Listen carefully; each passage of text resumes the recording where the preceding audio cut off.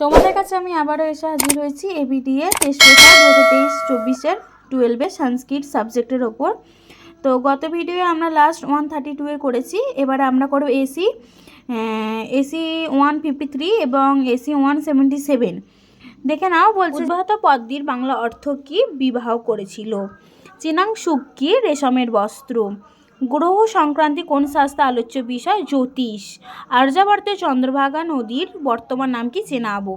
নিষ্কাম যোগী কী লাভ করেন? মোক্ষ। সীতাকে, এটা সীতা হবে না, গীতাকে, ঠিক আছে, এখানে একটা স্পেলিং মিস্টেক আছে। গীতাকে কোন শাস্ত্রের সার বলা হয়? উপনিষদের। তারপর দেখো, বলছে শ্রী গঙ্গাস্রোতম পদ্যাংশ কোন ছন্দে রচিত? পদ্ঝটিকা। পুনর্জন্ম না হওয়ার কারণ হলো গঙ্গা তীরে বাস করা। কনকলেখা মূল নাটকে কী নামে পরিচিত? হিপ্পোলিটা। দর্শম পদ্মীর অর্থ কী? অমাবস্যা। রাজার মতো মকরন্দ কেমন ছিল? রমণীয়। দবিয়সী পদ্মীর অর্থ কী? দূরে। সাহিত্যের ইতিহাসে দেখো, সংস্কৃত সাহিত্যে স্ত্রী চরিত্র পরিচিত নাটক কোনটি? মুদ্রা রাক্ষস। পরবর্তী গীত গোবিন্দায় একটি গীত রয়েছে 24টি। বরাহমিহির রচিত গ্রন্থের নাম হলো বৃহৎ সংহিতা। বা পরবর্তী আমরা পেজে চলে যাব কি 177।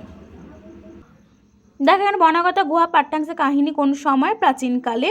ব্যবহার পদের অর্থ বলল। অপাবৃত্তম পদের বিপরীত অর্থ হলো সংবৃত্তম।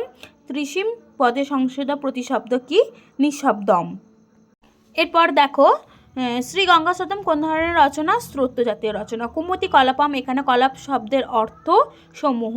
গীতা মহাভারত কোন পর্বে আছে? বন, বিরাট, উদ্যোগ, কোনোটিই নয় হবে অ্যান্সার। নমে পার্থাস্তি, এখানে মেয়ে হলো কৃষ্ণ। বাসন্তিকা স্বপ্নম নাটকের রাজার নাম কি? ইন্দ্রবর্মা। কুহু শব্দের বিপরীত অর্থ হলো পূর্ণিমা। আবর্জয় কথার অর্থ কি? উজাড় করো বা উজাড় করে দেওয়া। ওই ভদ্রে, ওই কোন পদ বা ওই এখানে কোন পদ না অব্যয় রূপে ব্যবহৃত হয়েছে। সরস্বতীর বরপুত্র হলেন কালিদাস। স্বপ্ন বাসব দত্তমের উৎস হলো বৃহৎ কথা।